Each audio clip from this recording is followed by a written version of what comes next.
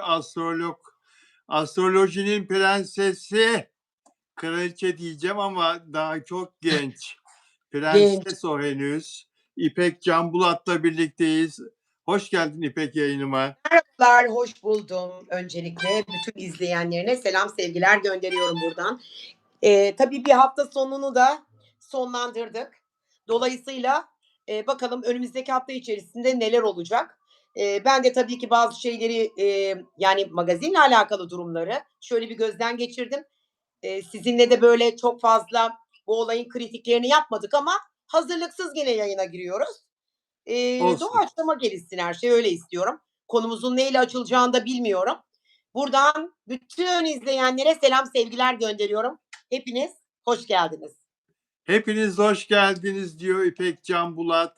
Hepinizi selamlıyoruz arkadaşlar. Moderatörüm Caner'e de merhaba diyorum. Ve diğer bütün arkadaşlara hem Türkiye'den hem yurt dışından bizi izleyen, takip eden bütün dostlara merhaba diyoruz. Bir pazar günü yaşıyoruz. Hayat durgun, herkes dinleniyor evinde, herkes huzur içinde. Ama magazin dünyasında hareketlilik devam ediyor ve size onları aktarmaya geldik arkadaşlar. İlginç konular var. Afra Saraçoğlu Amsterdam'da çok güzel tatlılar gösteriyor bize. Yemesin onları ya, yemesin değil mi? Yani o kadar çok tatlı yerse sonra göbeği çıkar. Ne diyorsun canım, ne diyorsun? Yok canım, Afra yolu biri değil ki. Yani öyle İyi. arada gitmiş, yemiş, çok önemli bir şey değil yani. Ama sürekli tabii ki alışkanlık haline getirip yerse kötü bir şey. Mesela ben hiç yemek yemem, tatlıyla yaşarım. Sonra da böyle şekerim tavan olur. Ondan sonra da hani geçenlerde de konuşmuştuk ya. Bonjour, bonjour. Sonra Bonjour. geçen haftalarda da konuşmuştuk. Hatırlar mısınız? Zayıflama iğnesi Evet, vardı. Hatta bu iğne aslında şeker iğnesi de zayıflamak için kullanıyorlardı. evet. Kötü, iyi bir şey değil tabii ki. Şeker bir zehirdir. O her zaman alınılacak bir şey değil. O şekeri bence meyvelerden almak daha iyi. Doğru Afra, söylüyorsun. canım Afra. Afra Saraçoğlu'na da tavsiyemiz çok fazla tatlı yemesin. Önünde bir tabak böyle kocaman bir tabak tatlı tabağı. O kadar güzel duruyor ki tatlı tabağı. Afra böyle masum masum bakıyor. Şimdi bunu yesem çok kilo alacağım. Ama geri de çeviremez çünkü çok şirin, çok güzel bir tabak. Of ya. Ben buradan bayıldım yani o tatlının güzelliğine. Hepsini konuşacağız biraz sonra ama öncelikle dün akşam bir konser vardı İstanbul'da. Senin taraftarı olduğun takımın kapalı spor salonunda, Ataşehir'de Ülker Arena'da. Sen Fenerbahçelisin değil mi? Hayır, ben diyor Anadolu yakasında Bağdat Caddesi'nde yaşıyorum diye Fenerbahçeli olacağım diye bir kaide yok. Galatasaraylıyım. Onu açık konu Bizdensin. Pardon, affedersin. Affedersin. Ben tabii seni Galatasaraylıyım. Niye? Yani Anadolu yakasına oturunca illa Fenerbahçeli mi olmam ben lazım? evet Bağdat Caddesi'nde Fenerler vardı. Onun için öyle zannettim. Yok. Pardon. Pardon. Estağfurullah. Levebel C5'in konseri vardı. O Hav Hav şarkısıyla çıkan rapçi çocuk. O kuyruk, aman Allah, Ataşehir'de o kuyruk. O şimdi salonun önünde. Yani ben diyeyim 1 kilometre, sen de 2 kilometre. Böyle dolana dolana, döne döne giden gece bir kuyruk. Müthiş bir ilgi, müthiş bir sevgi. Bu çocuk çok fena ilerledi. Sildi süpürdü piyasayı. Zaten Demet Akalın'la da bir şarkı yaptı. Şarkı yani bilindik, hareketli bir şarkı ama insanlar o kadar sevdiler ki çıkar çıkmaz listelerde falan böyle. Ne diyorsun bu Hav Hav şarkısıyla çıktıktan sonra bu kadar başarı kazanmasına? Şimdi Bilal abicim, bu Hav Hav şarkısında çıktıktan sonra bu zaten çocuk inanılmaz derecede çok para kazandı. Yani paraya para demedi. Ben bilmiyorum rakamlar ama afaki rakamlar. Bugün gerçekten starlardan da çok daha büyük üstün paralar kazandı ve çok da tutuluyor. Aslında bunu teenager'lar ya da ne bileyim işte 20 yaş üstü ama çok da böyle hani yaş grubu orta yaş olanlar pek fazla dinlemiyor. Ama tutuldu. Hani vardı ya bir ara Çakal Makal, işte o tarz, Evet, rapçiler. O evet. tarz bir yani bence, açık konuşmak gerekirse ben de beğenmiyor değilim. Mesela çok merak ettim, bir bakayım dedim şöyle bir YouTube'dan açtım, izledim, çok da beğendim. Ama tabii ki, o manzara pek hoş ve şirin ve şık bir manzara değil. Hmm. Bu çocuğun doğum günü 20 Nisan, 24 yaşında, 20 Nisan 2001 doğumlu. 20 Nisan Koç hangi burç? Koç burcu. yani şimdi çok riskli, hep söylerim, döngüdür. 20-21'i döngüdür. 20 Nisan'la 21 Nisan arası Koç'tan Boğa'ya geçiştir ama üzgünüm ki Koç'ta kalmıştır. Yükseleni bilmediğimiz için çok fazla detaylı yorum yapamasak da bir defa Koç burcu inanılmaz işinde başarılı, mükemmelliyetçidir. Parasal anlamda hırsları da olsa o hırslarına mutlaka amacına ulaşır. O yani yoktan var eder ve çok da sosyaldir. Zaten bu sosyalite de onun bu başarısını tetikliyor. Çünkü eğer sosyal olmasa, asosyal olsaydı, bu kadar başarılı olsaydı inanın muvaffak olamazdı. Bir insan ne kadar sosyalse, ne kadar da başarmayı istiyorsa çabalamadan da olabilir. Çünkü sosyalite zaten. İşi bu. Halka Evet, hitap ediyor. evet. Sosyal ama bu çocuk aynı zamanda da çok çalışıyor, üretiyor. Yani bir sürü şarkı yapıyor biliyor musun? Peş peşe. Yapıyor, biliyorum. Biliyorum. Her çıkardığı şarkı da başarıya ulaşıyor. Biliyorum. Ve milyonlar izleniyor. Yani tıklanmaları çok büyük rakamlar. Çok büyük rakamlar. Çok kaliteli bir üretim yaptığı söylenemez. Çok eleştiriliyor popçular tarafından ama insanlar dinliyor ya.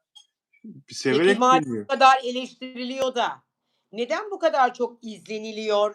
YouTube'da gidip baksanıza izlenimlerine. Neden bu kadar çok tutuluyor? Niye bu kadar çok takipçisi var? Çok beğenildiği ve sevildiği için. Bir de artı şöyle söyleyeyim, ben etrafıma baktığım zaman şimdi bazı sanatçılar var. O sanatçılar ne kadar çok tıklanırsa ama o kadar da, çok da göz önünde olmayanlar. Ama ben bunlara, bu gruba baktığım zaman takipçisi çok, izlenimi çok. Hep teenager'lar söylüyorum ya, 20 ile 30 yaş grubu izliyor ve takip ediyor onu. Anlıyor musun? Aynen öyle. Aynen Ya, öyle.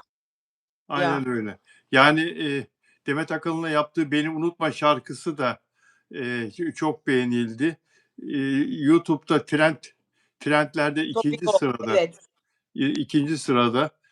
Diğer dijital platformlarda, diğer platformlarda da dünya sıralamasına girmeyi başardı. Bu kadar çok ilgi görüyor, dinleniyor. Demet Akalın da çok güzel işler yapıyor. Yani bundan evvel de yine bir rapçiyle biliyorsun e, bir şarkı yaptı ve Sefo'yu mu orada diyorsun? evet Demet orada abla da hoş geldin Demet abla. evet Ama o evet. çok başarılı. Bana sorarsan o klipte Sefo sayesinde oldu. Bugüne kadar şimdi yani Demet'i eleştirmiyorum ben. 5 senedir Demet neredeydi? Neden yoktu? Sefo destek oldu. Sefo'nun sayesinde oldu bu. Evet ama yani Sefo'ya gitmesi falan da Demet'in ufkunu gösteriyor. Yani Demet'in e, Şimdi bak, şöyle vizyonunu söyleyeyim. Demet gösteriyor. Akalın Boğa burcu. Boğa burcu. Çok böyle parayı sever. Yaşamayı sever, lüksü sever. Çok atarlıdır, giderlidir ama çok yufka yürekli, çok da iyi niyetli insanlardır. Şimdi Demet Akalın, başaracağım dediği her şeyi başardı mı bugüne kadar? Mükemmellikler yarattı. Yoktan da var etti. Ama 4 senedir neden durgundu? Bak onu eleştirmiyorum. Bu arada söz hakkı da var yani kendisinin ama neden durdu? Yani illa maddiyata gerek yok. Zaten eşi de Türkiye'nin sayılı zenginlerinin çocukları, evladı. Kendisinin de mal varlığı var zaten. Çok da güzel bir hayat yaşantısı var. Niye durdu? İşine biraz stop verdi. Ondan sonra ne oldu? Sefo'nun vesilesiyle oldu bu. Bu benim kendi fikrim. Evet. Yani yaptı şarkı ama böyle patlayamadı tabii. Sefo'yla şarkısı falan gibi diğer ondan önce İnşallah ben yaptıkları. Demet'e, ben inanıyorum ki bir şarkı daha çıkacaktır bu son 1 yıl içerisinde. Yani yaza kadar ben düşünüyorum çıkacağını. Demet de başarılı olacak. Tamam olabilir bazı insanların şansları belli bir dönemde akar. Bazen de Boğa burcu inanılmaz, negatif enerji yer ve kötü enerji yer. Ondan dolayı da durgun ve durağan bir döneme girer. İşte onu yaşamış kendisi. Evet. İnşallah daha iyi şeyler yapacak. Ben Demet'ten yani umutluyum. Evet. Lev Bel C5'ten müziğin gerçek kralına geçelim istersen. Tarkan İstanbul'da yapacağı 8 konserin biletleri bir anda satıldı, bitti. Çok büyük bir ilgi gördü biliyorsun. Yaklaşık Biliyorum.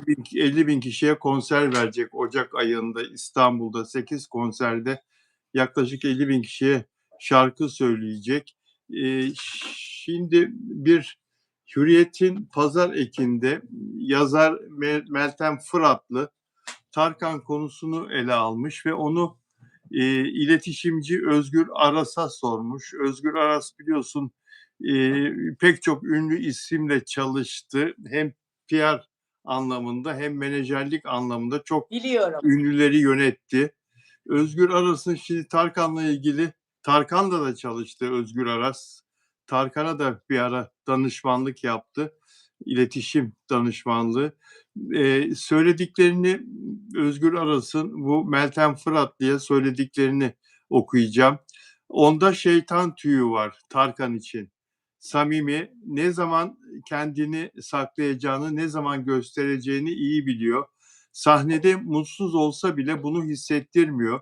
Sahnenin her köşesine ulaşması, seyircisiyle göz teması kurması ve yıllardır aynı insanlarla çalışması onun nasıl bir karaktere sahip olduğunu gösteriyor. Özel hayatını göz önünde yaşamıyor. İçinde fırtınalar kopsa da az konuşuyor ama gerektiğinde doğru ve dimdik durabiliyor. Sevgi kredisi en yüksek şarkıcı konumunu yıllardır kimselere bırakmamasının sebebi sadece star ışığı değil. Tarkan kendini Türkiye'ye sevdirmek için hiç uğraşmadı. Biz onu zaten çok sevdik diyor. Sen de seviyor musun Tarkan'ı İpek? Bir defa öncelikle çok başarılı buluyorum. Yani Tarkan'ın, hiç görüyor musunuz göz önünde çok fazla konserler yaptığını? Tarkan böyle senede bir defa çıksa zaten 10 yıllık, parasını kazanıyor. Yani Tarkan'ı tabii ki seviyorum ve beğeniyorum. Bir defa o kadar bakın 72 doğumlu olmasına rağmen o 17 Ekim 1972 doğumlu. Evet. Terazi burcudur Tarkan. Çok yakından takip ederdim. Ne Eskiden de burcu? Ne zaten burcu? Ne burcu? Terazi burcudur. Çok Terazi böyle burcu. aslında hayatı da burcu gibidir, Libra gibidir. Yani, nasıl anlatayım, dengelidir. İnsanlarla çok mesafelidir. Çok fazla insanlarla diyalog yaşamaz. O sosyaliteyi de ailesiyle yaşar. 3-4 tane dostu vardır. Bir beşincisi olamaz ve aynı zamanda parayı sadece yaşamak için, yaşam kalitesini yüksekte tutmak için kazanır. Ama Tarkan 52 yaşında sanıyorum, 72 doğumlu. Evet, 52-53 yaşında. 53. Ama, aynı jenerasyon olmamıza rağmen o yaşta bence, o kadar hareket, o kadar performans, o kadar başarı herkesin yapacağı bir iş değil. Bence Tarkan, valla ben bir Michael Jackson'la eşdeğer tutuyorum onu. Öyle söyleyeyim. Bizim Michael Jackson'ımız diyorsun Tarkan için. Evet, öyle diyorum. Çünkü Tarkan yani bitmez, unutulmaz. Bir daha Tarkan gelmez. Tarkan, Çınarcık'tan çıkma bir çocuktur. Sanat müziğiyle Sen de Dönülmez şu Akşam'ın anda ufkunda. sen de şu anda Çınarcık'tasın, değil mi? Evet, Çınarcık'ta. yazlıktayım, Çınarcık'tayım. Orada Evet. oturuyoruz. Ya, Evet. Dönülmez Akşam'ın ufkundayımla başladı. Bak ta nerelere geldi. Daha da gelir. Tarkan'ın bir tek yok satar zaten. Zaten biletler bitmiş, sold out, doğru mu? Tabii Sold tabii out. hiçbir şey kalmadı. 45 dakikada Tabii, bitti biletler. evet. Peki sence sadece çalışmakla bu kadar büyük başarı elde edilebilir mi yoksa yıldızlar, gezegenler de ona yardımcı oluyor mu? Oldu mu? Bir defa terazinin gezegeni Venüs'tür. Dolayısıyla hiç parasız kalmaz. Çok böyle, inatçıdır, yapacağım der, insanları peşinde koşturur, bir amacına mutlaka ulaşmadan o niyetini ve dileğini bırakmaz, mükemmelliyetçidir. Çok biraz da böyle evde de ekabirdir yani. O sadece iş ve para için yaratılmış bir burçtur teraziler. Dengelidir. Teraziler için ve ikizler için dengesiz derler ama asıl dengeli olan burçlardan birisi adı üstünde. Yani kefeyi dengi dengine tutabilmektir. Yani özel hayatıyla iş hayatı arasında da öyledir. Dengeler yani hayatını ama Tarkan, çok başarılı. Gerçekten ben onu Kıbrıs'ta çok defa izledim. Hatta Kıbrıs'ta Kratos Otel'in açılışına gelmişti. O zaman gitmiştim ve çok yakından izledim. Bir defa dansları tartışılmaz, şarkıları tartışılmaz. Hangi birimiz unuttuk şarkılarını? Hiçbirimiz unutmadık. Doğru mu? Tabii. Kış güneşi unutulur mu mesela? Kış Güneşi de değil. Bir de bir şarkısı vardı onun, Unutmamalı diye. Unutmamalı, unutulmaz. Unutmadık. Evet, sonra Öpücük şarkısı. Yani Evet. Dudu Dudu vardı. Ya benim aklımda kalanlar bunlar ki yıllar geldi geçti. Yani evet. yine de eski şarkıları da gündeme getirmiş olsa, hiç yeni şarkısı dahi olmasa Tarkan dansıyla birlikte yaptığı için bence Tarkan'dır. hiç de vazgeçilecek birisi değildir. Benim için önemli birisi yani. Senin için önemli birisi. Terazi burcu olması da, onun başarısında bir etken ama diyorsun, değil mi? Tabii ki etken, tabii ki etken. Yani terazi başarı burcudur. Koç başarı burcudur, iş burcudur, çalışma burcudur. Hayatlarında hiç sıkıntı yaşamaz bu tip insanlar. Çünkü işe odaklı yaşarlar. Çünkü sonuç itibariyle bu yaşantımızı ve hayatımızı idame ettirmek için gerekli olan tek şey bize materyaldir. Para. Dolayısıyla bu onun bilincinde ve bunun için yaşıyor. Yenilikler yapıyor. Ben Tarkan'ın yıllar önce Kadıköy'de evine gitmiştim. Belki de 35 sene önce. Alpay diye bir gazeteci arkadaşım vardı. Tanır mısın? Tarkan yeni çıktığında tabii Alpay'ı tanımaz mıyım? Tarkan'ın ev Evet, Alpay. arkadaşıydı. Kadıköy'deydi o zaman. Kız Evet, arkadaşım götürmüştü benim Tarkan'ın evine. İnanmazsın, böyle, Kadıköy'de 3-4 katlı eski sobalı evler vardı ya, öyle bir yerde oturuyorlardı. Evin içi var ya, müzik, eşyalarından o elektrobaslar bilmem neler çalışıyordu ya. Küçücük bir çocuktu, inan çalışıyordu. evet, Hayran kalmıştım ona. İnan böyle baka kaldım yani çalışıyordu. Dedim ki apartman sizden hiç mi şikâyetçi olmuyor? Hayır, ilk albümümü çıkardım dedi bana. doğru. Asla vazgeçemem değil ama onun ilk albümü. Başka bir albümdü bu. Unuttum gitti. 30 sene geçmiş aradan. Evet, Tarkan'ın ilk çıkışını çok iyi biliyorum, çok iyi hatırlıyorum. Evet. Cem Özer'e konuk olmuştu. Cem Özer talk show yapıyordu hatta o zamanlar. Evet. Cem Özer'in talk show programına konuk olmuştu. Ya biz dün Bence Tarkan çok özel bir çocuk. Yani bakın Almanya'da doğup büyümüş. Öyle biliyorum ben. evet, Ama annesi ve Tarkan'ın kuzeni de benim çok samimi arkadaşımdı Yeliz. Bana anlatırdı. Biz eve giderdik derdi. Asla evden dışarı çıkmaz. Ben dermiş çok önemli bir şarkıcı olacağım. Ve o zaman lise yıllarındayken bile Çınarcık, Yalova, Gemlik o taraflara konserlere gidermiş. Parasını o zaman zaten biriktirmiş. Onun arkasında sponsoru da yoktu o ilk albümü çıkardığında. kıl Çok oldum başarılı. abi. Kıl oldum Kıl abi. oldum abi. Aynen öyle, kıl oldum Kıl abi. oldum abi. Dün Mert Ya. Demir'i ve Serenay'ı konuştuk biz burada. Mert Demir bir YouTube söyleşisinde Serenay'a her sabah kahve ve çiçek alıp gidiyorum dedi. Serenay Sarıkaya. Son 2 yıldır sevgili oldukları söyleniyor ya. E, Hı. Her sabah gidiyor musun diye sordular. Her sabah çiçek alıp ve kahve alıp gidiyorum dedi. Ben yayında peki neden acaba Serenay'la beraber kalmıyor, orada yatmıyor, geceleri niye orada kalmıyor falan diye böyle burada yorum yaptım ama sana Mert Demir'in bir bak diye sormak istiyorum. Yani bu da mı Doğum çok tarihini şans? verir misin rica etsem bana Mert'in? Evet, bu da mı çok Yay burcu şanslı? diye biliyorum. Doğru mu? Burcu sen söyle işte 26 Aralık. Aralık. Yay 26 burcu. Aralık. Yay burcu. Yay. Şanslı mı olur? Çok talihli mi olur? Şimdi şöyle söyleyeyim. Eee, bir dakika ya. Kafam bir şeye karıştı benim. Hayır. Ben öbürünle karıştırdım. Bak Mert'leri karıştırıyorum. Bunların soyadları aynı ya. Mert'leri karıştırdım. Evet. Eee, Ö- karıştırdım. Neydi öbür Mert? Mert, öbür Mert 28 Ocak. Mert Ramazan. Şimdi şöyle söyleyeceğim. Hayır, kafam karıştı. Hayır, öbürü zaten Kova burcuydu da nereden aklıma geldi Yay dedim. Yay değil çünkü Oğlak burcu. İnatçı bir yapıya sahip. Dolayısıyla bunun da ben doğum haritasına bakmadım. Çünkü incelemedim. Beni ilgilendiren hep Afra'nın Mert olduğu için açıkçası çok detaylarıyla bakmadım. Ama 26 Aralık tarihi Oğlak burcuna gelse de ben her zaman diyorum Güneş burcu önemli değil. Bunun doğum saati önemli ve doğum haritası önemli. Yani ama tabii ki burçların da genel anlamda bir takım özellikleri var. Yani şöyle söyleyeyim. Bu çocuğun karakteristik neyini merak ediyorsun mesela? Sana neyini anlatabilirim? Neyini? Bu çocuğun Yani neyini merak ediyorum? Bu kadar Serenay'ın evine gitti, çiçeği verdi, niye kalmadı orada? Doğru mu? bu Ölçülü. kadar eleştiriye rağmen bu çocuk Serenay Sarıkaya ile ilişkisini devam ettirebiliyor. Bu kadar araya girenler, bunları ayırmak Yani Serenay'a isteyenler. sorarsan bana biraz hayatı, yani Serenay'ın hayatı biraz tuhaf, karışık. Ama çocuk bence efendi, ağır bir çocuk ve dolayısıyla da, onun evine gitti, çiçek verdi. Bu onun kibarlığını, zarafetini, inceliğini gösterir. O evde kalmak zorunda olmadığını gösterir. Bu konuyla ilgili birtakım insanlar bir sürü yorum yapabilirler ama bana kalacak olursa ben bu yorumu şöyle yapabilirim. Belki ilişkinin zedelenmemesi açısından. Bazı akıllı erkekler öyle yapıyor. Yani beraber olduğu insan evinde kalmıyor. Gidiyor oturuyor kahvesini çayını içiyor. Ya tatile çıkıyor. Ya ne bileyim işte 2-3 saat orada takılıyor ama birlikte yaşamıyor asla. Çünkü sonuç itibariyle herkesin kendine ait de özellikleri vardır. Biz bilemeyiz ki neyin ne olduğunu. Haksız mıyım?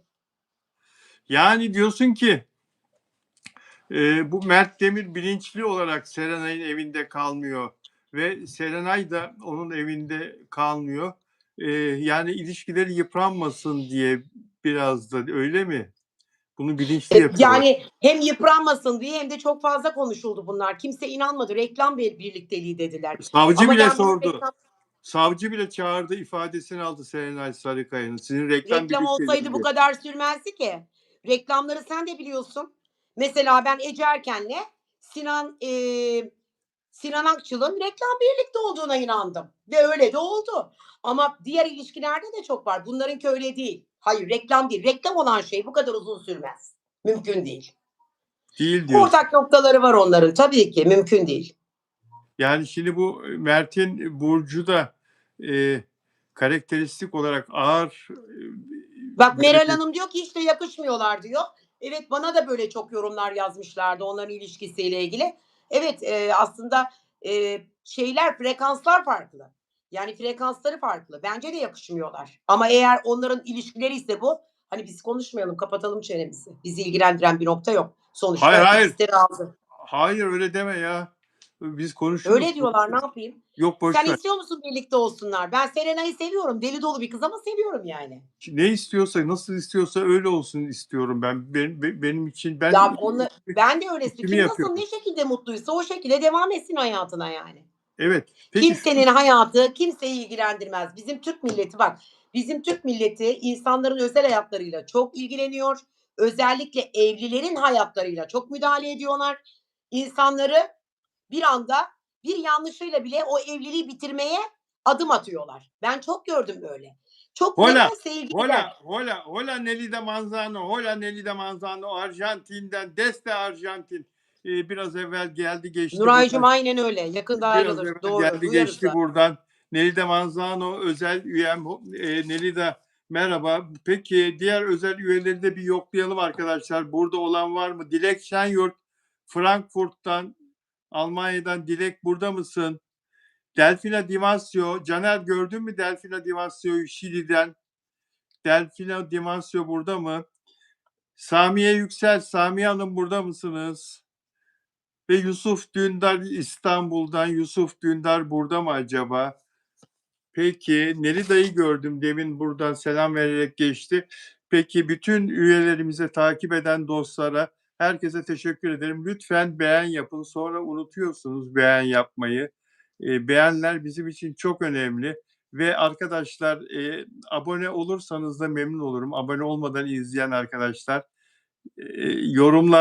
yorumlarla da bize destek olun. Yorumlarınız da bize çok önemli katkıda bulunuyorsunuz. Serenay ayrılmaz diyor Gülsen Dönmez.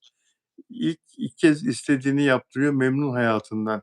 İstediğini yaptırıyor diyor. Yani çocuğu kullanıyor mu? Mert kullandırma kendini. Kullandırır mı oğlak burçları kendini?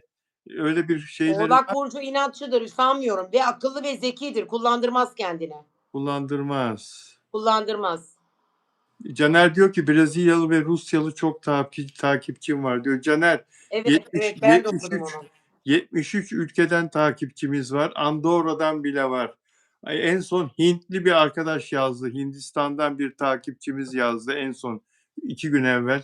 Peki, Evet. peki dostlar, biz mutluluk dileyelim tabii Serenay'a. Hande Erçel konusuna geleceğiz ama senin çok sevdiğin, çok beğendiğin ekranda bir isim var. Beyazıt Öztürk. Hadi Ay gözün aydın. severim ya. Vallahi severim. Hadi gözün Çok severim. aydın. Beyaz ekranlara geri dönüyor. Bu sefer Duydum. kendi programını yapacak. Joker isimli bir bilgi yarışması sunacak Kanal D'de. Olur mu sence? Duydum biliyorum. Olur mu Kanal D'de bir Joker bilgi yarışması ve Beyaz? Şimdi Beyazıt Öztürk'ü sevgim ayrı bir yana. Ama sonuç Evet. itibariyle Beyazıt talk show'cu.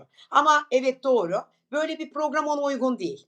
Bakın şimdi Türkiye'de bu konunun duayeni Mehmet Ali Erbil.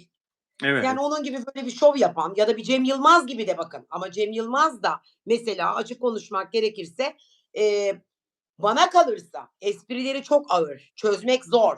Ama Mehmet Ali halk dilinde espri yapar. Ama bir Cem Yılmaz öyle değil. Ağır lisanla yapar, anlamak zor. Belli bir kesim anlayabilir Cem Yılmaz'ı. Bir dönem ben bile anlayamıyordum esprilerini. Çok ağır.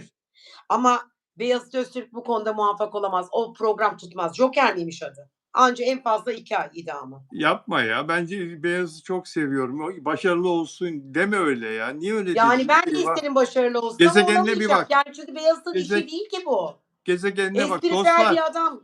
Dostlar biz İpek Hanım'la yaptığımız program Astro Magazin ve dünyada Türkiye'de benzeri yok Astro Magazin'in. Konuştuğumuz ünlülerin gezegenlerine de bakıp yorumuna yorum katıyor İpek. İpek'cim ne olur şunun bir gezegenine bir bak. Görebildiğin kadarıyla 12 Mart doğumlu. 12 Mart Balık 1969. burcu. Balık Balık burcu. 12 Tabii Mart. balık burcu. Temiz ruhlu, temiz kalpli, iletişim problemi olan, insanlardan uzakta olmaya çalışan, Öyle. sosyal hayatını da kendi ailesi ve yakın çevresiyle birlikte yaşayan, maddiyata korkunç önem veren, bütün balıkların çoğunluğu öyledir. Eli sıkıdır, yani pintidir öyle söyleyeyim. Çok fazla para harcamayı sevmez. Onların hayat kriterlerinde gerçekten sadece ve sadece tatillerden yer alır ve aynı zamanda sükunet, sakinlik, evde yalnızlık. Çok yalnız olmayı sever. O hayatında tabii ki birileri gelsin gitsin arkadaşlar ama genellikle mesela 30 günün 25 günü inanın sakinlik ve tek başına yaşar. Balık burcu muvaffaktır iş hayatında da bir koç kadar değildir, bir oğlak kadar değildir. Çok böyle istikrarlı yapacağım dediği şeyi yani o şanslıdır. Temiz ruhlu olduğu için Rabbime bırakır. Rabbim de ona yer verdiyse öyle bir imkan ve şans onu kullanır. Ben Beyazıt Öztürk'ün tekrar söylüyorum. Tabii ki çok seviyorum Beyazıt'ı. Hem yakışıklı hem tatlı esprileri de güzel. Halk dilinden ama Joker diye yarışma programı. Mehmet Ali Erbil'i mi taklit etti acaba diyorum Çarkıfelek. Yok, bu biraz daha bilgiye dayanan bir yarışma programı. Şey Joker gibi Kenan Çetin gibi. 2014 senesinde Joker TRT1'de yayınlanmıştı. Hüseyin Avni Danyal var oyuncu. Evet, O sunmuştu Joker'i. evet. Ama şimdi burada Beyazıt Öztürk'ün tabii bir şovmen, hem oyunculuk hem şovmenlik hem işte sempatiklik. E, Bence Beyazıt bu işi yapacak. Ben yapar diye düşünüyorum. Ama sana Ya da bu tip saygım var. programlar çok uzun ömürlü olmaz Bilal abicim. Sen de buradasın, ben de buradayım. Tekrar tartışıyoruz. Tartışmaya açık bir konu olsun. Tekrar masaya yatıralım bu konuyu. Ama çok fazla başarılı olamazlar. Yani Beyazıt bence bir şov programı yapsın. Niye yapamıyor? Şov Şova geri programı dönsün. Bak e, alttan da yazıyorlar mesela. gerekli. Çok yazan var Şimdi okusana. sordum, Caner de konuştum. yazmış bak aynısına. Konuştum Caner'cim öpüyorum Beyaz'la. seni canım benim. Beyaz'la Ne? konuştum Beyaz'la. Neden show programı yapmadığını söyledi.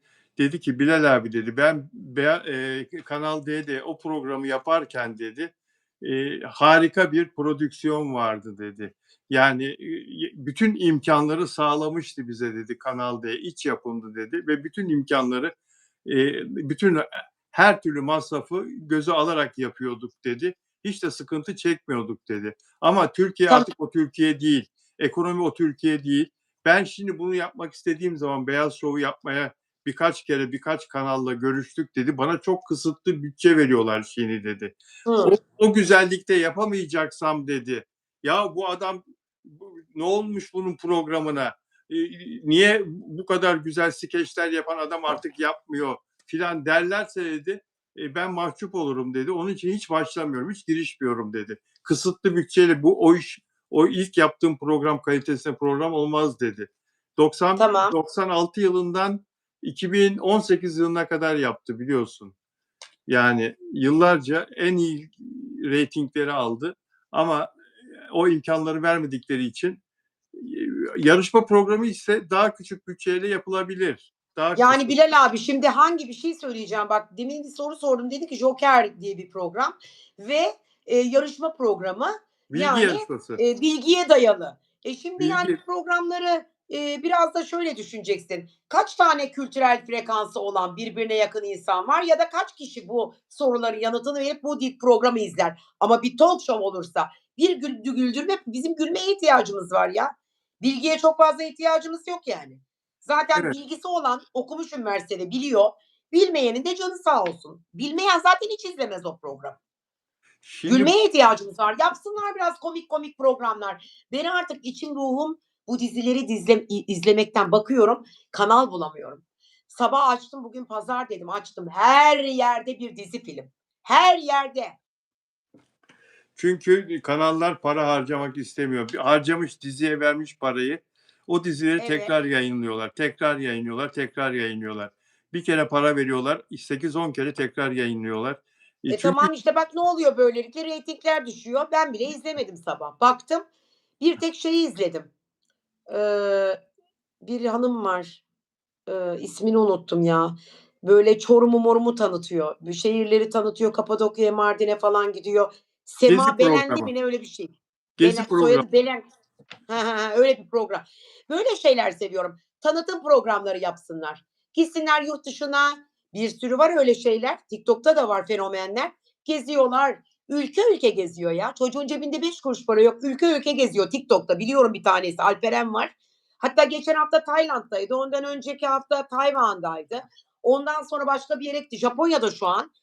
0 lira parayla çıktılar buradan. 5 kuruş para yok. Yayını yapıyor. Tanıtım yapıyor. Akşam da gidiyor. Hostel diyorlar onlar otele. Gitmeden önce parasını sayıyor. Diyor ki bakıyorum şu an bakiyeye baktım TikTok'ta $500. Otel parası, yemek parası hepsi çıkıyor. Böyle dünyayı geziyorlar. Bize böyle şeyler lazım. Bizi güldürün. Zaten içimiz kasvetli. Zaten ekonomik kriz almış başını gidiyor. İnsanlar mutsuz. Evliliklerinde problem var. Parasal problemleri var. Her türlü sıkıntıları var. Biraz gülmeye ihtiyacımız var. O Evet, açıdan bu söyledim. bu beyaz haberi gazeteci arkadaşım Müge Dağıstanlı'nın haberi. Müge'nin güzel haberleri yayınlanıyor Yeni Çağ gazetesinde ve Beyaz bu programın içinde geçmiş Beyaz Show'lardaki o eğlenceli skeçlerinden de tekrar örnekler verecekmiş. O eski skeçlerini tekrar bu programın içine yedirecekmiş. Yani o senin dediğin gülmek, eğlenmek kısmı da herhalde öyle olacak. Peki, Caner orada mısın Caner? Orada mısın? Altında yorum yazan birisi var. Ay Yıldız engellersen sevinirim. e, Ben çünkü böyle hemen anında engellettiriyorum. Moderatörünü biraz kullanıyorum ama Caner orada mısın? Eee, bu zaten konuşmayla ilgili. Biz dilsiz alfabesiyle konuşamayız ki parmaklarımızla yüzümüzle gözümüzle hitap edelim. Ya Dilek Şenyurt özel üyem, özel abonem gelmiş. Merhaba Dilek, hoş geldin. Gördüm şimdi seni. Evet, Güllü'nün eski eşine, çocuklarının babasına, Tuğya'nın babası aynı zamanda Gürol Gülter, şarkıcı Güllü'nün ölümüyle ilgili çıkan bu son evet. iddiaları sormuşlar. E, Kızınızın demişler, aynı zamanda Güllü'nün kızı. Annesini öldürdüğü iddialarına ne diyorsunuz demişler.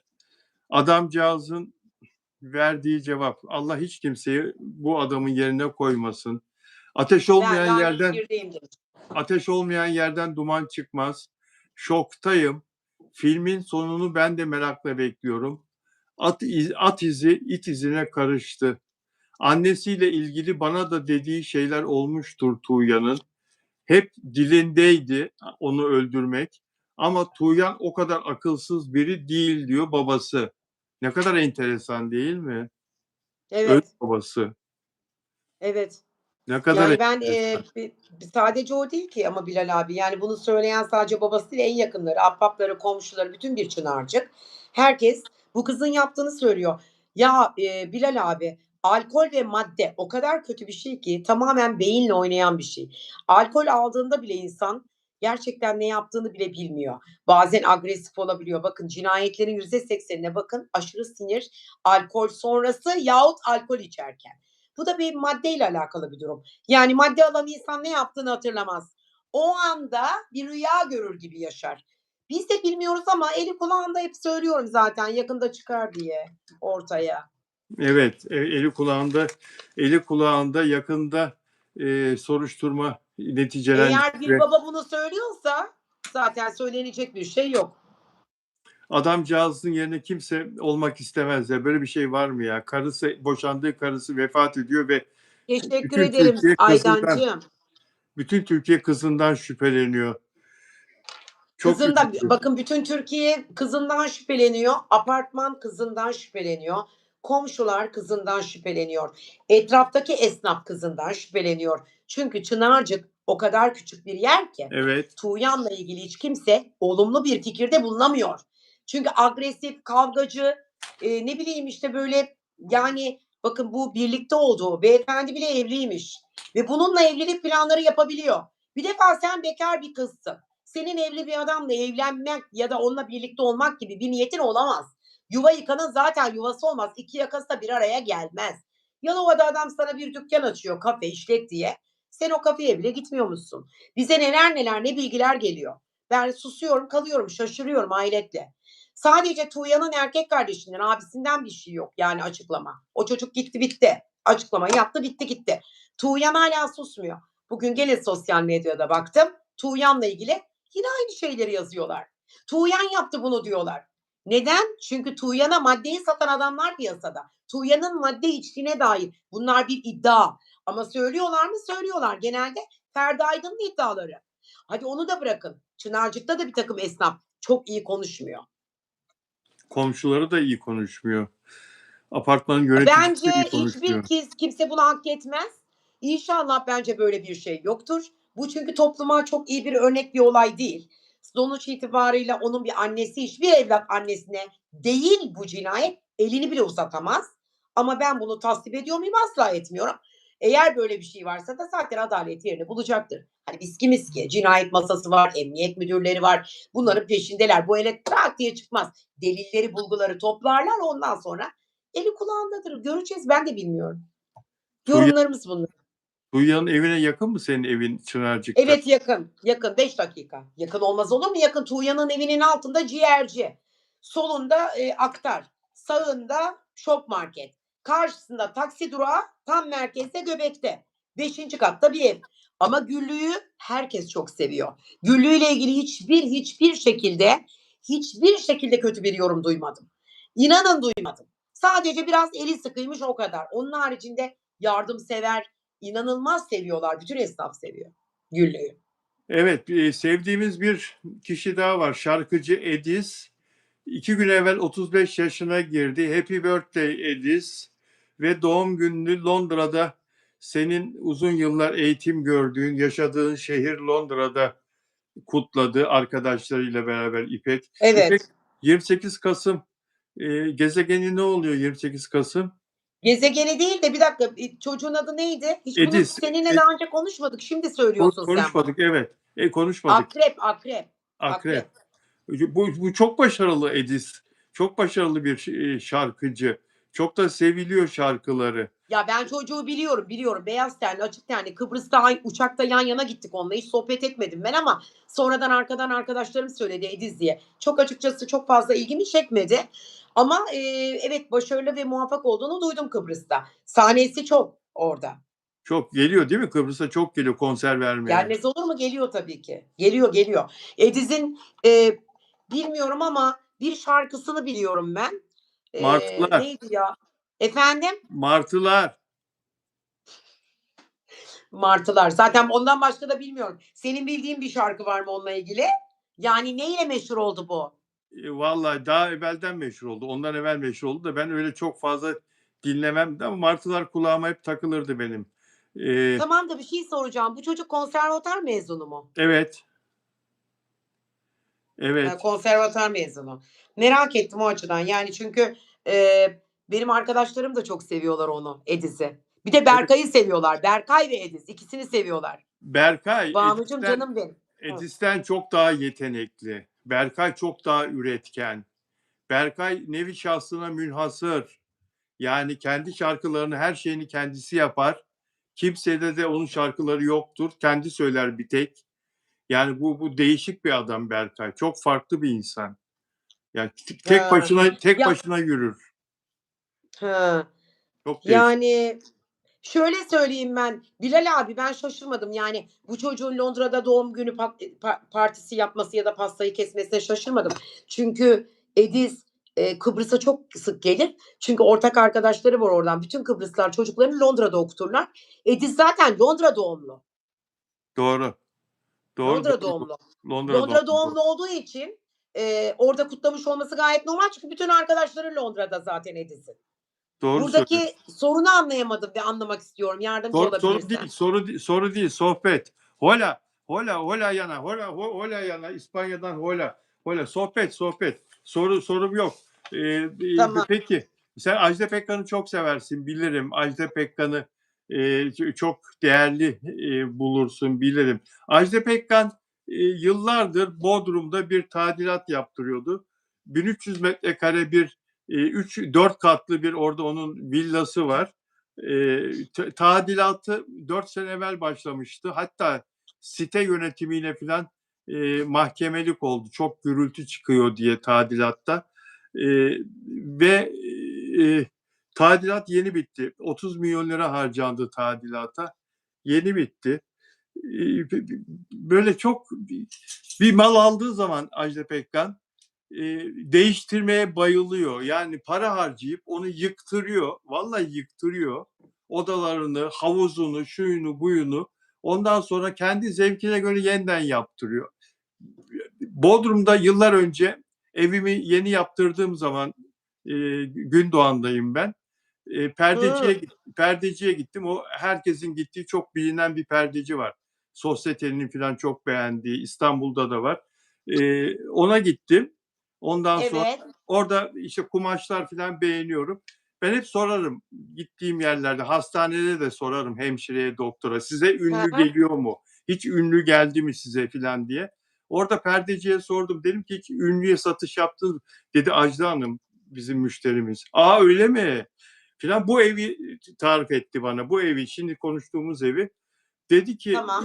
üç defa dedi perde değiştirdi Bilal Bey dedi. Götürüyoruz beğeniyor dedi. Bilal abi, Birisi yani bunun konuşması bize kaldı da para var, huzur var yani. Ajda Pekkan dediğiniz kadın bir tane kaşesi 2,5 milyon, 2 milyon. Kıbrıs'tan bahsediyorum. evet Zaten evet Kıbrıs olmasa evet her zaman söylüyorum. Eğer Kıbrıs olmasın bütün bu sanatçılar buralarda 500, 300 hangi biri yer verir? Cahide'den alıyorlar mı bu kadar? Ya da Yeni Gazino'dan alıyorlar mı? Yeni yok Kabare'den alıyorlar mı? Günay'dan da Hiç alamıyorlar. kimse Günay'dan vermezler. en fazla Dua alsa etsinler Ajda Pekkan, kumarbazlar, kasinocular sayesinde. Günay'dan en fazla alsa verseler en fazla 400 bin verirler. En fazla 400 Bak 1 450. milyon dedim. Niye dedim? Özcan çıkmıştı bir kere. Özcan Deniz gerçekten 1 milyon almıştı. Anladın? Ama kesinlikle bunlara diyorum ya, Kıbrıs'ta bu kasinolar olmasa iş güç olmaz. Menajerler de aç, sanatçılar da aç. Bu Ya kadar ben basit. dur bir Anca dakika, bugüne kadar yaptıklarıyla kalırlar. anlattığım yarım kaldı. Bir anlatayım. Söyle. Yani 3 kere perde değiştirmek. Birisinde dedi İstanbul'dayken kumaşları şeyle yolladık. Fotoğraf olarak, video olarak yolladık. Beğendi. Yine döndükten sonra, astıktan sonra iptal etti. Hepsinde parasını ödüyormuş ha. Eli sıkı derler ama yani Hayır, reddet. modacıların sıkıymış eli. Eli bunların Peki sıkı değil. Modacılarına yani sıkı. sen bunu normal mi karşılıyorsun ya? Ben normal karşılayamıyorum. Sen diyorsun ki para var, huzur var. Böyle bir şey normal Yani olabilir bir mi ya? insan Bilal abicim şimdi siz, o başka bir pencereden bakıyorsunuz olaya. Şimdi bir kadın olarak ben de eğer o perdeden memnun değilsem o perdeyi ben de değiştiririm. Yani o perdeyi değiştiririm. Mesela gri mi? O senenin modası başka bir şey mi? Hemen değiştiririm ya da ne bileyim enerjimi değiştiririm. Ben mesela sık sık eşya değiştiririm. Bana diyorlar ki, "Biz bir eşya alıyoruz işte 3-4 sene." Ay yok, ben her sene Ay bu değiştiririm. da star. Bu da star. Ben boşuna demiyorum Değilim, prenses. değilim, alakası bile yok. Değil, Starsın. enerjiye Starsın. inanıyorum. Olabilir. Kaç kere perde değiştiriyorsun? Kaç kere eşya değiştiriyorsun? Sen de starsın. Star olmasan Değil. Bak benim perde çok programımda ne işin var? değiştiriyorum. Sen de Yalan değil. starsın. Star olduğunu Hayır, o kabul et. perde olayı Ve- başka bir olay. Emin ol. Ya Allah Emin ol. Allah. Kaç kişi bizi izleyen kaç kişi senin kadar çok eşya değiştirir ya? Olur mu Ya öyle? Bilal abi zevk meselesi. Şimdi ben size soruyor muyum? Bilal abi dün giydiğin başka bir gömlek çiçekliydi, Evet. böcekliydi. Bugün de başka bir gömlek var üzerinde. Bu da nereden geldi? Bunların yani her defasında TV'de de öyleydin. Değişik bir gömlek. Bir giydiğini bir daha giymiyordun. Demek ki zevk meselesi tartışılmaz. Yani bak şimdi güzel bir noktaya denk getirdin. Güzel bir noktaya geldin. Dedin ya Ha, enerji meselesi diye. enerji. Ajda Pekkan'a soruyorlar. Özel mobilya ısmarlatmış. Yani mobilyanın ustalara da özel yaptırıyor. Mobilyayı da kendi evine özel. Feng Shui'ye göre yerleştirmiş. Feng Shui'ye göre. Aman Allah'ım ya, ne ince detaylar ya. Yani bu Tamam, Çin. doğru. Bir dönem onu, ünlü astrologlar da yapıyordu. İsim vermeyeceğim, reklama girer. Sonuçta onlar da benim arkadaşım ama, sadece Feng Shui değil. Yani mesela ne bileyim, çoğu arkadaşım ben yıllar önce, Kavacık tarafında, ismini vermeyeceğim, güzel bir yerde oturuyordum. Dolayısıyla orada da böyle yan komşum da ünlü birisi, onun yanında da ünlü birisi var. Evlerine gittiğimde hep soruyordum, "Mimarınız kim?" İşte, iç mimarı ayrı kullandık, dış mimarı ayrı kullandık. Neden böyle döşedin? Çok ilgimi çekti bir tanesine. Mor. Çok mor. Yani absürt geldi bana. Yani o kadar, lüks bir villada o böyle salona girer girmez o morları görmem. Sordum, "Nedir bu?" İşte, "Bunu yapmak zorundaydım. Bereket yollarım açılsın. Yok, işte, parasız kalmayayım diye. Psikik güçlerim artsın diye." Bir tanesine sordum, "Niye?" dedim, "Gri kullanmadın?" Ben de mesela griyi sevmem evde. Ben de mesela okuyorum kitapları, Amerikalı yazarların kitaplarında bana da diyorlar ki mesela, "Gri blokaj rengidir." Sakın diyorlar gri pijama giyip yatmayın. Kötü rüya görürsünüz. Çünkü gri nedir? Aa, Siyahla beyazın ortasında kalan bir renktir. Tabii. Şebnem, duydun mu Şebnem? Gri pijama Kesinlikle giymeyeceğiz. tabii gri blokaj rengidir. Griyi ben bu sene de Gri duvarlar yok, gri yapmıştım, yasak. değiştiriyorum. Bak yasak, gri yok, gri yok. Gri pijama falan varsa kes at. İhtiyacı olan Blokaj rengidir. Evet, kötü blokaj, enerji rengidir. blokaj. Beykoz konakları mıydı o daha evvel oturduğun ev? Hayır, Acarkent'te oturuyordum ilk evliliğimde. Acarkent'te. Beykoz Evet. konaklarının yanındaki Acarkent'te, herkes Acarkent'te. Bütün şu starlar, bizi İlk gelen izleyenler. bendim yalnız. İlk gelen Bütün bendim çünkü, ilk gelen bendim çünkü eski eşim oranın mühendisiydi benim. bizi izleyen değerli seyirciler, bütün starlar şu anda hepsi Acarkent'te ve yanındaki Beykoz konaklarında oturuyor. Bir ünlü söyleyin bana. %99 Beykoz konaklarında ya da Acarkent'te oturuyordur. Ben diyorum starla program yapıyorum diye. Hayır, Ajda Pekkan orada oturamıyor. Bilemedin maalesef. Ajda Pekkan sevmez. Bütün ünlülerle bir arada olmayı Boğaz'da sevmez. oturuyor, Vaniköy'de. Sevmez. Onun kaç yerde evi var biliyor musun? Biliyorum, biliyorum, Evet. biliyorum. Peki, dün akşam Güller ve Günahlar dizisi vardı. Bir Reytinglerde saniye bakayım. yükselmeye Ha, devam evet. ediyor. Reytinglerde yükselmeye devam ediyor Güller ve Günahlar. Murat Yıldırım ve Cemre Baysel. Ben bu diziye ısınamadım. Bir bölüm seyrettim. Sonra seyretmek istemiyorum ama yükselişine de hayranım. 8. bölümde 9,20 reyting aldı totalde. Evet, Totalde Uzak Şehir birinci, Taşacak Bu Deniz ikinci, Türkiye'de Güller ve Günahlar üçüncü. Güller ve Günahlar, eminim beni izleyen, bizi izleyen seyircilerimizin önemli bir kısmı izliyordur. Cemre Baysal ve Murat Yıldırım. Onları da bugün tebrik vardı ediyoruz. tekrarı. O ekibi de tebrik ediyoruz İpekciğim. Ben Tebrik ediyoruz. seyrettim bugün, çok methetmiştin sen. Bugün tekrarı vardı. Pazar günleri tekrarı var ya Güller ve Var, Günahlar'ın. var. Vardı, Seyrettin mi? tekrarını seyrettim. Ben Murat'ı başarılı buluyorum ya. Çok seviyorum o çocuğu. Yani sen daha önceden de tanıyordun galiba, değil mi Murat? Tanıyorum ama tanımam bir şey ifade etmez. Yani Burçin Terzioğlu'yla evliyken tanıyorum onu. Ama o zaman bu kadar başarılı değildi. Zaten mutsuzluğu, yüzsüzlüğü, asık suratlıydı. Karakteri değişmiş, hayatı değişmiş. Murat başka bir Murat olmuş yani. Burçin'le de kötü bir evlilikleri vardı. Geçinemiyorlardı pek. Burçin de çekinirdi ondan. Evet. Zaten sürmedi evlilikleri.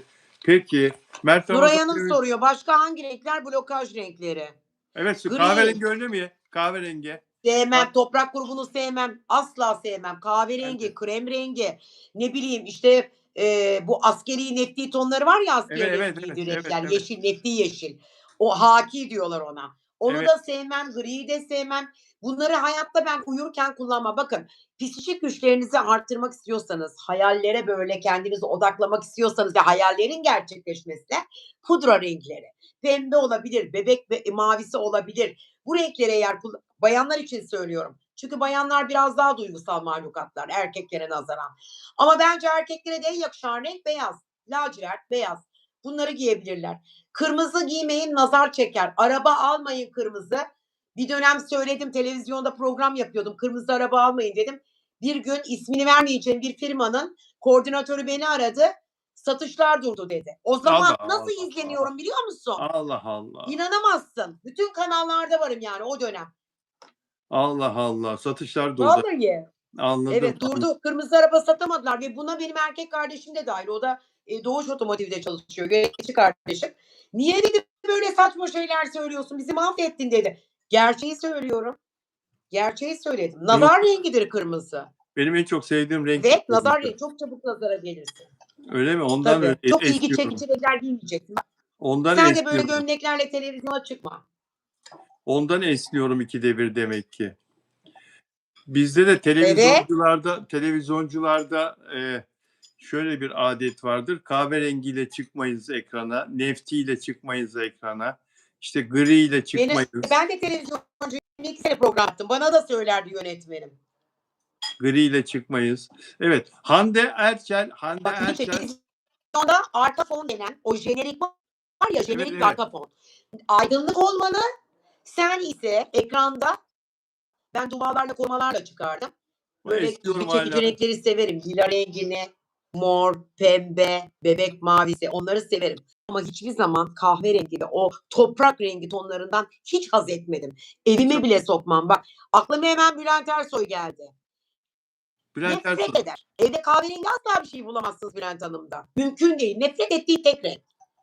Bülent Ersoy da yıktırır mı evini, villasını filan böyle yaptırır mı yeniden? Valla Sen, Bülent Hanım çok böyle yaşam kültürü yüksek bir kadındır. Dolayısıyla o böyle kılığa kıyafete, ne bileyim yemeğine içmesine çok dikkat eder.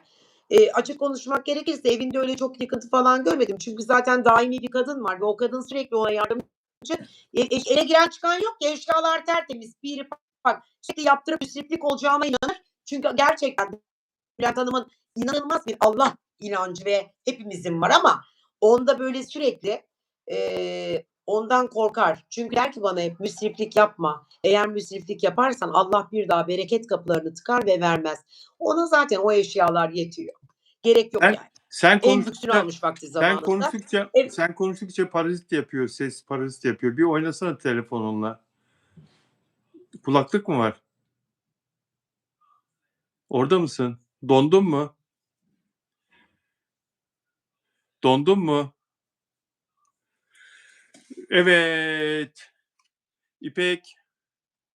İpek Canbulat. İpek Canbulat. Demez olaydım ya. İpek Canbulat orada mısın? Dostlar, İpek Canbulat'la ünlülerin astroloji danışmanı, astrolojinin prensesi İpek Canbulat'la yayınımız şu anda nazar değdiği için donmuş durumda. Tam nazardan konuşuyorduk. İpek Canbulat gelene kadar ben size Mert Ramazan Demir ve Afra Saraçoğlu ile ilgili düşüncelerinizi sormak istiyorum. Mert Ramazan Demir'in yeni dizisiyle ilgili olarak, başlayacağı yeni diziyle ilgili olarak kas çalışmaları sürüyor biliyorsunuz.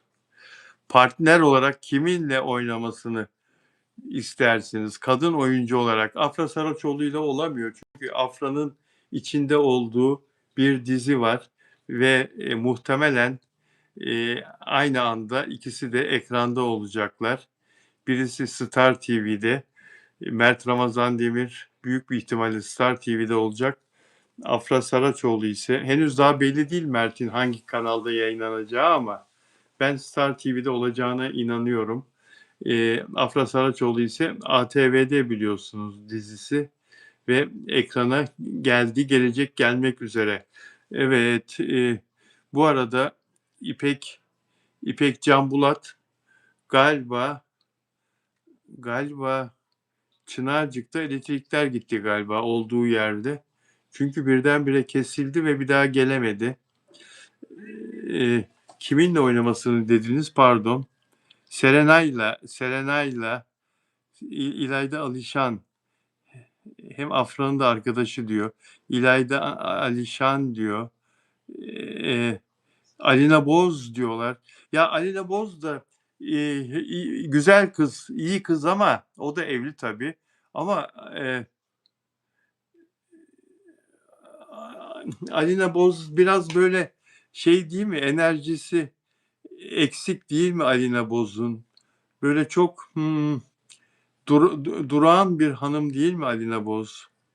Herkes Alina Boz yazıyor ya. İyi oyuncu olduğunu biliyorum canım. İyi oyuncu ama İlayda daha başka. İlayda Alişan daha başka. Evet. İlayda Alişan daha böyle hareketli. Serenay mesela Serenay olursa Serenay olursa kaybederiz arkadaşlar Mert Ramazan Demir'i. Hakikaten kaybederiz. Bakın bana Mert Ramazan Demir'i çok sevenler kızmasınlar ama yani Serenay'ın Mert Ramazan Demir'i rahat bırakacağını pek zannetmiyorum. Pek zannetmiyorum. Çok büyük sempatisi var Serenay Sarıkaya'nın Mert Ramazan Demir'e. Daha evvelden bunu zaten anladık. Birlikte bir röportaj vermişlerdi. Hatırlıyor musunuz YouTube'da? O röportajı seyretmeyenler seyretsinler. Mert Ramazan Demir ile Serenay Sarıkaya'nın katıldıkları bir soru cevap organizasyonu, bir röportajı. Yani Mert Ramazan Demir'in üzerine çok düşmüştü.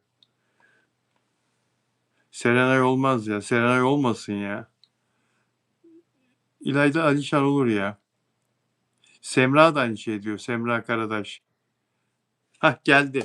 Geldi. İpek geldi. Bakalım merak ediyorum. Soracağım şimdi nerelerdeydin diye. Öğrenelim nereye gitmiş. Geldi. İpek Geldim düştü sen maalesef yokken Bilal abicim. Kusura bakma düştü. sen yokken dedik herhalde ceylan kesildi Hayır Çınarcık'ta. hayır hayır. Gökte bir şimşek patlaması oldu. Ondan sonra zaten ne olduysa oldu bir anda. Eyvah, İnternet eyvah, gitti. eyvah, Vallahi. eyvah. Kötü ruh yolladı bunu herhalde. Kötü ruh yollamadı. Kötü enerji oldu. Tam nazardan bahsediyorduk vallahi billahi. Sana mı düştü, bana mı değdi, sana mı değdi bilmiyorum ama peki hoş geldin diyorlar. Bak şimdi de hoş geldin. Ne kadar Ay çok hepinizi seviyorlar seni. öpüyorum kocaman Ne kocaman. kadar Hoş bulduk. seviyorlar. Bir geldin hoş geldin başladı şimdi. Bitmez. Hoş Evet geldin. bitmez doğru söylüyorsun. Hoş geldin. Konumuz nerede kaldık söyleyelim de tekrardan en azından toparlamış oluruz konuyu. Şimdiki şeye geçelim. Hande Erçel'le Hakan Hakan Sabancı'yı söylüyorsun. Hakan Evet Sabancı ayrıldılar. Ağustos ayında ayrılmışlardı. Bugün Hı, Hande Erçel engelledi. Bugün tamam. engelledi. Takipten Hı, çıkma diye yazıyor herkes. Takipten çıkma değil. Hande Erçel bugün Hakan Sabancı 3 yıllık büyük aşkını engelledi.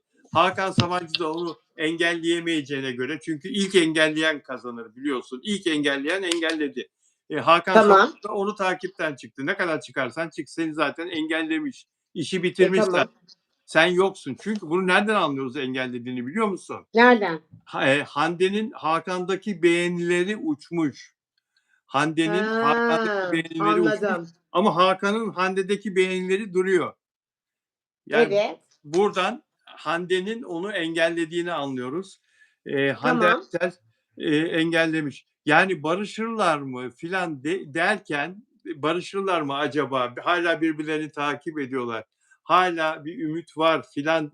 Onları sevenler, birleşsin isteyenler böyle düşünürken kadıncağız bugün cart diye birine. Hı. Peki neden bugün?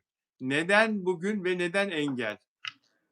Sence nasıl bir duygudur, nasıl bir psikolojidir? Nedir bu ya?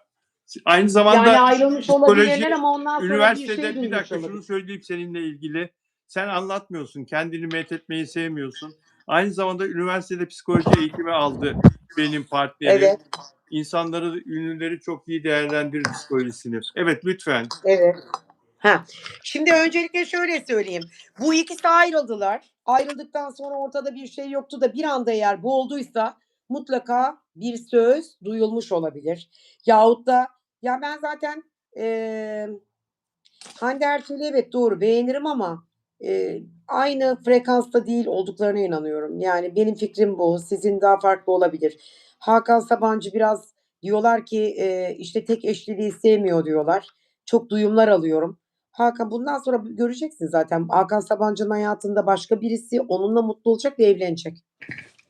Hakan Sabancı, bana gelen, kulağıma gelen bilgiler, beni arayıp da söyleyenler, tanıdıklar, arkadaşlar, bir iki takipçi de DM'den de yazdı.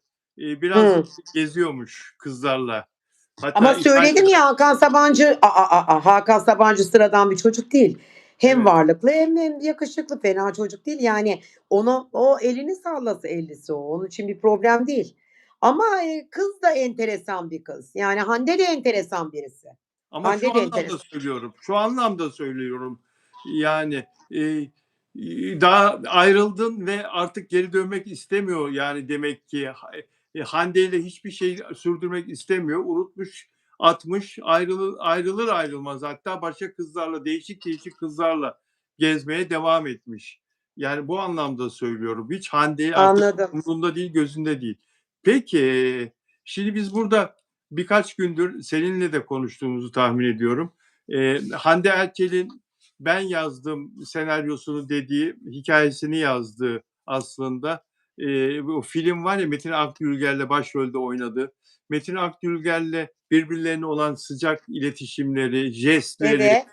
birbirlerine sevgi sözcükleri, Hı. jest yani o pastayı bile senin için değil mi? Bu doğum günü pastası geldi sette. Biliyorum üstünü, Senin işin biliyorum. değil mi Ha, bu Mete? yazıyı da biliyorum. Öyle diyor Metin'e, senin işin. Sen gitti ona sarıldı. Metin ona gelip öpmek, tebrik etmesi gerekirken Hande ile Metin arasında bir şey yoksa da başlayacak deniliyor. Acaba başladı da mı Hakan Bence Sabancı'yı başlamadı ama engelledi? duygusal bir, paylaşım olabilir. Yani çünkü erkekler, önce sevgili olmak için ne yaparlar biliyor musun? Taktik budur. Önce arkadaş olur, gider gelir, yer içer, ortak bir şeyler paylaşır. Ondan sonra sevgili olur. Direkt kimse kimseyle sevgili olmaz yani. Önce erkek tanır onu. Tanımaya çalışır, arkadaş olur yani. Çözmeye çalışır. Hande Erçel'i Türkiye tanıyor ya. Herkes tanıyor, dünya tanıyor. Neyini tanıyacak ki Ya ya? Türkiye tanıyor da biz özelliklerini bilmiyoruz ki. Onu ancak bir erkek çözebilir. Biz bilemeyiz yani onun özelini. Onu He. çözebilmemiz için ortak bir yemek yememiz lazım, tatile çıkmamız lazım, bir konuda sohbet etmemiz lazım, ortak nüanslarımızın olması lazım. Olmadan olmaz yani. Anladım. Peki, şimdi Hande Erçel yeni bir ilişkiye başladı da mı? Bana kadını anlat. Kadını söyle lütfen. Kadın Tamam, tarafını söyle. Hande tamam. Erçel yeni bir ilişkiye başladı da mı, bugün, Tabii ki. 3 hafta, Evet, 3 aydır yapmadığını evet. bugün yaptı? Tabii ki. Tabii ki. Başladığı için Engelledi zaten bunu hatta. yaptı ve Engellemek an hakaret gibi bir şey sanki ya. Biraz ağır oluyor tabii ki ya. hakaret. Yani artık Ağır sen benim oluyor ya. hayatımda arkadaş olarak da yoksun demek, engellemek. Bak ayrılmış olabilirim ama engellemek demek sen benim hayatımda hiçbir şekilde yoksun. Yani arkadaş olarak bile kalmayacaksın Değer demek. vermiyorum artık sana mı demek acaba? Öyle mi? Evet, ben de öyle yapıyorum ama bütün kadınlar öyle yapar. Hayatından attığın erkeği ne diye tutacaksın ki orada pardon?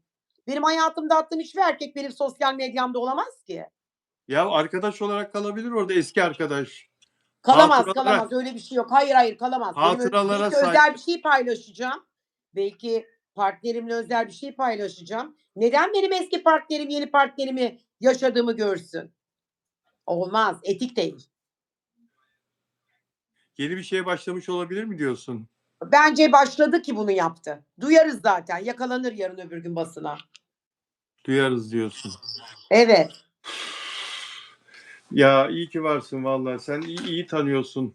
İnsanların psikolojisinden iyi anlıyorsun. Tanımıyorum Bilal abicim. Ben yorumlarımı yapıyorum. Yani şimdi ben de bir kadın olarak hayatımdan attığım bir adamı engelliyorsam demek ki yeni hayatımda bir şeyler var. Görmesini istemiyorumdur. Bu kadar basit.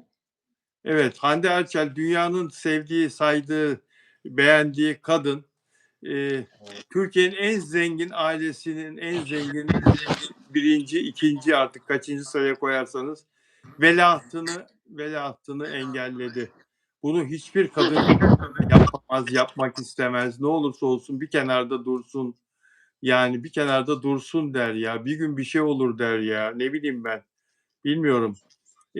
Demek ki kendisine gelecek gördüğü yeni bir ışık buldu, yeni bir erkek buldu, yeni bir aşk Partner kaynağı buldu, bulmuş olabilir. partner bulmuş olabilir. Bunlar bizim Ya da ya da yorumlarımız. şöyle de olabilir. Bak şimdi madalyonun öteki tarafına da bak. Ya da karşı tarafa bir kız, yani kadın karşı tarafı kıskandırmak için seni engelledim, engelliyor. Yani öyle bir, imaj da vermiş olabilir olmadan. Bak o da olabilir. O da mı Yani olabilir? hayatımda birisi var gibi bir mesaj veriyor gibi de olabilir.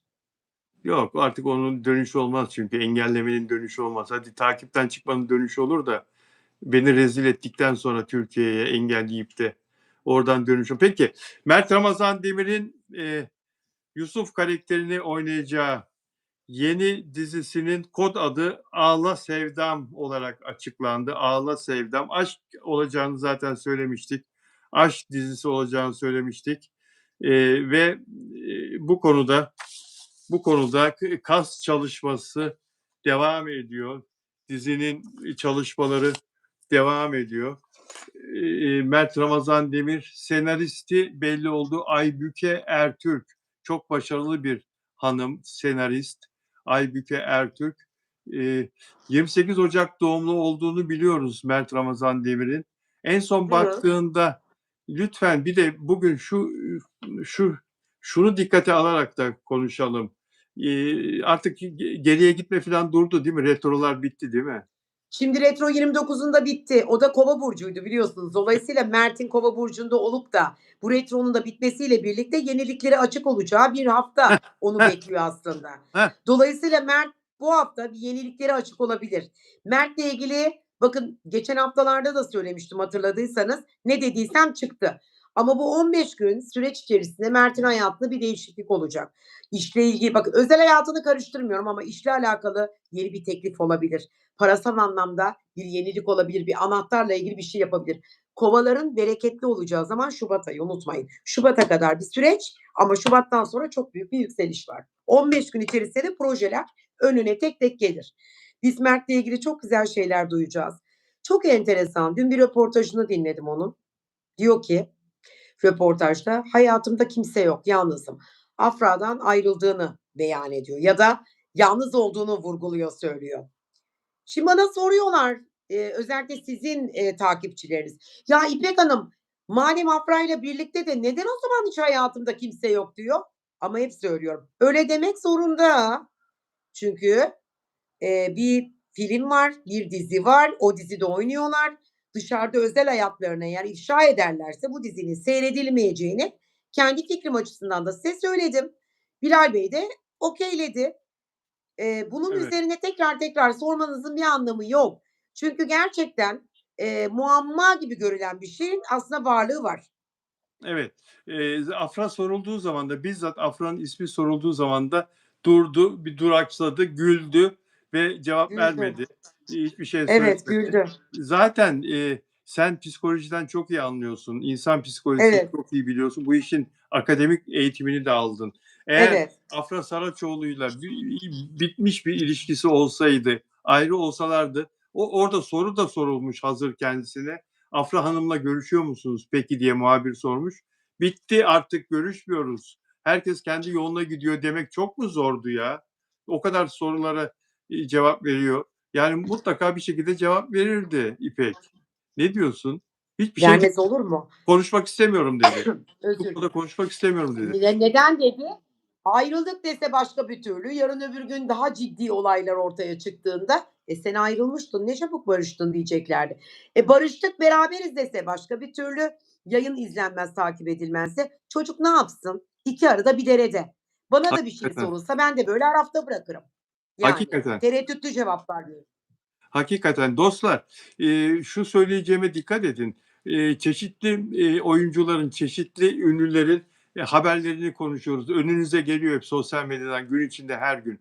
Hangisinin haberi, hangisinin söyleşisi, röportajı bu şekilde yankı buluyor? Afra Saraçoğlu ve Mert Ramazan Demir'in söyleşisi kadar, haberi kadar yankı buluyor. Bu arkadaşlar çok daha farklı. Bunu artık anlayın. Diyorsunuz ki ya bir tek onlar mı dizide oynayıp da aşk yaşayanlar? diğer oyuncuların neden yasaklanmıyor aşk yaşaması, onların reytingleri düşmüyor mu filan diye. Hayır, Afra Saraçoğlu ve Mert Ramazan Demir'in seyircisi ve takipçisi çok özel ve sayısı çok çok fazla. Bunu sizler de biliyorsunuz ama yine de sorgulamak işinize geliyor, sorgulamak istiyorsunuz. Şunu söyleyeceğim. Bu arada Afra Saraçoğlu gezmelere doyamıyor. Paris'ten sonra şimdi Amsterdam'a gitti. 28 yaşına 2 Aralık'ta girecek. Dün gece Amsterdam'da, evvelsi gece e, alevler eşliğinde, mumlar eşliğinde pasta yedi. Çok mutluydu. Nasıl gülüyor, nasıl gülüyor, nasıl heyecanlı. Ve Amsterdam'dan fotoğraflar geliyor, yüklüyor kendisi sosyal medyasına.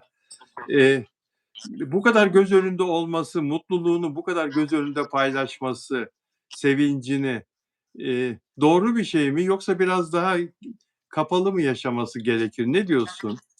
Yani bence kapalı yaşasa daha iyi olur tabii ki. Yani, bence gizlilik şart olmalı bu konuda. Yani çok paylaştığı zaman hoşumuza gidiyor. Takipçilerin de çok hoşuna gidiyor. Çünkü özlüyorlar, görmek istiyorlar. Paylaşımı çok olsun istiyorlar ki hep yeni fotoğrafları, yeni videolarını görebilelim. Ama bir yandan da çok göz önünde olması nazar değer ihtimali de var. Yani ne bileyim ben ve eleştiriye de açık oluyor böyle olduğu zaman. Şimdi de diyorlar ki mesela antiler İpek bak oraya kimle gitti biliyor musunuz? İşte geçen gün bir tane oyuncu konuşuyorlardı ya, yakıştırıyorlardı ya. Birbirlerini takip ediyor diye Afra ile oyuncu, erkek oyuncu Rahim'di galiba. Onunla gitti oraya. Karşısında fotoğrafını çeken o adam filan diye böyle saçma sapan bir sürü eleştiriler yazıyorlar, yorumlar yapıyorlar. Bunların önüne de geçmek çok zor değil mi? Paylaşsa bir türlü, paylaşmasa bir türlü. Galiba yine dondu İpek, yine dondu. İpek şimşek mi çaktı? Ne oldu İpek? Yani değerli dostlar, ve Afra Saraçoğlu bugün yeni fotoğraflar da paylaştı. Bunlardan biri de Van Gogh Müzesi'nde bir tablonun önünde badem çiçeği dallarını Van Gogh biliyorsunuz Hollandalı ünlü ressam, dünyaca ünlü ressam. Tablosu milyon eurolar değerinde, her bir tablosu yüz milyonlarca lira değerinde tabloları Van Gogh'un badem çiçeği dalları erken gelen baharı ve yeniden doğuşu simgeliyor bu Van Gogh tablosunda. Afra Saraçoğlu çok beğenmiş ve çekmiş. Soğuk kış biter, doğa uyanır. Van Gogh için bu hem yeğeninin doğumunu hem de umudu temsil ediyordu. Bu tablonun yapım anlamı oydu. Onun için yaptı bu resmi Van Gogh yapmış. Mavilik, mavi gökyüzü tablodaki sakinliği, huzuru ve masumiyeti anlatır ve Afra'yı da çok etkilemiş bu tablonun güzelliği. Afra da onu çekti ve milyonlarla paylaştı storiesinde. Van Gogh'un çok beğenilen bir eseri ve bir yine bir tatlı önünde, tatlı tabağı önünde Afra Saraçoğlu ne kadar masum bakıyor. Bunu yesem bir türlü, yemesem bir türlü der gibi bakıyor. Bunu yiyeceğim ama çok kilo alacağım der gibi bakıyor. O tabağı harika bir tatlı tabağı değil mi arkadaşlar? Ve yemiştir tabii, yemez olur mu? Yemiştir. Bir de o dilini çıkardığı bir resim var. Çok güzel bir genç kadın. Fotoğrafları birbirinden güzel. Ben bu kadar paylaşması doğru mu değil mi diye soruyorum İpek'e ama elbette ki herkes, bütün onu sevenler çeşitli fotoğraflarda görmek istiyorlar onu. Yetmez diyorlar, daha çok paylaşsın diyorlar. Evet, ve Afra'nın mutluluğu ne kadar mutlu, ne kadar huzur dolu, nasıl sevinçli Afra Saraçoğlu. Bu arada bir yandan çok iddialı bir diziyi çekip bir yandan da böyle gezme fırsatı yaratabilmesi de harika bir şey. Onun işini nasıl ustalıkla yaptığını, nasıl yönetmenini tatmin ettiğini, mutlu ettiğini, arkadaşlarıyla nasıl uyumlu çalıştığını da gösteriyor. İşler tıkır tıkır yolunda olduğu için o da dilediği gibi repo günlerini uzatıp dilediği gibi. Normalde haftada 1 gün repo olur başrol oyuncusu olsan da ama o demek ki 3 gün alabiliyor, 4 gün alabiliyor ve böyle uzun seyahatlere de gidebiliyor dostlar. Peki, İpek geri dönmeyecek herhalde. Bu arada 75 dakikadır konuşuyoruz arkadaşlar. 1 saat 15 dakikadır. İpek'i beklesek, bir gelse de onun da bir son sözlerini alsak diyeceğim ama sizleri de çok bekletmek istemiyorum. Bu arada beğen yaparsanız memnun olurum arkadaşlar ve abone olmadan izleyen dostlar, abone olursanız daha çok memnun olurum. Yorumlarınızla da bize katkıda bulunun lütfen. Sizleri çok seviyorum. İpek gelemiyor arkadaşlar. Maalesef İpek gelemiyor. Görüşmek üzere. Kendinize iyi bakın.